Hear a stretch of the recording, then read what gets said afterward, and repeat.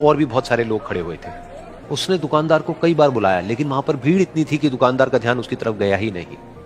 और फिर उस बच्ची को थोड़ा सा गुस्सा आया तो उसने अपनी मिट्टी की गुल्लक ले करके वहीं काउंटर पर जोर से रख दी, जिसके बाद में जो दुकानदार था और जितने भी लोग खड़े थे वो सब उस बच्ची की तरफ देखने लग गए। और फिर उस दुकानदार ने उस बच्ची से पूछा, बेटे आपको क्या चाहिए? तो वो बड़े ही भोलेपन से बोली कि मुझे एक चमत्कार चाहिए। ये सुनकर के दुकानदार को कुछ समझ नहीं आया, ना ही वहां पर जो लोग थे उनको कुछ समझ में आया, और सब उसकी तरफ देखने लग गए। फिर दुकानदार ने बोला, बेटे चमत्कार तो यहां पर नहीं मिलता है। तो बच्ची को लगा कि वो उससे झूठ बोल रहा है, तो बच्ची ने कहा कि मेरी गुल्लक में बहुत पैसे हैं, आप बताओ आपको कितने पैसे चाहिए, लेकिन मैं आज यहां से चमत्कार लेकर के ही जाऊंगी। तो वहीं काउंटर पे एक और आदमी खड़ा था, उसने उस बच्ची से पूछा कि बेटे क्यों चाहिए तुमको चमत्कार? तब उस बच्ची ने अपनी कहानी बताई कि अभी कुछ दिन पहले मेरे भाई के सर में बहुत तेज दर्द हुआ, तो मेरे पापा मम्मी उसको हॉस्पिटल ले गए। उसके बाद कई दिन तक मेरा भाई घर नहीं आया। तो मैंने कई बार अपने पापा से पूछा, लेकिन उन्होंने मुझे कुछ नहीं बताया। उन्होंने बार बार यही कहा कि वो आ जाएगा, वो कल आ जाएगा, वो कल आ जाएगा, लेकिन वो आ ही नहीं रहा था।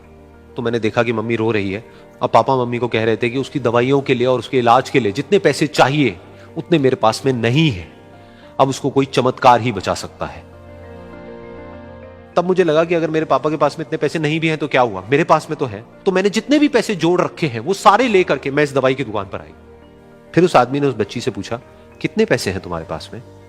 ये सुनते ही उस बच्ची ने अपनी गुल्लक उठाई, जमीन पर फेंकी और तोड़ दी, और पैसे गिनने लग गई। बाकी सब लोग खड़े होकर के उसको देख रहे थे। थोड़ी देर बाद उसने सारे पैसे अपने हाथ में इकट्ठे किए और बोली, मेरे पास में पूरे 19 रुपए हैं। वो जो आदमी वहां पर खड़ा था वो थोड़ा सा मुस्कुराया और बोला कि अरे तुम्हारे पास में तो पूरे पैसे हैं, इतने का ही तो आता है चमत्कार। ये सुनकर के वो बच्ची बहुत खुश हो गई और बोली कि चलो मैं आपको अपने पापा से मिलवाती हूं। बाद में पता लगा कि वो आदमी कोई आम आदमी नहीं था, बल्कि एक बहुत बड़ा न्यूरोसर्जन था, और उसने सिर्फ 19 रुपए में उसके भाई की सर्जरी करी, और कुछ ही दिन बाद वो ठीक होकर के घर वापस आ गया। फिर कुछ दिन बाद वो बच्ची, उसका भाई, उसके पापा, उसकी मम्मी, चारों एक साथ बैठे हुए थे और बात कर रहे थे। तो उसकी मम्मी ने उसके पापा से पूछा कि अब तो बता दो ये चमत्कार आपने किया कैसे? तो उन्होंने अपनी बेटी की तरफ देखा और बोले, ये चमत्कार मैंने नहीं, इसने किया है।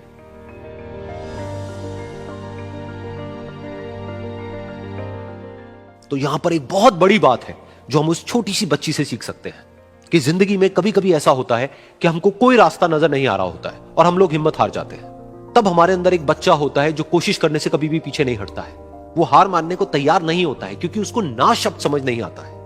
वो बच्चा जिसके लिए कुछ भी नामुमकिन नहीं है, क्योंकि वो हर हाल में कोशिश करता ही रहता है।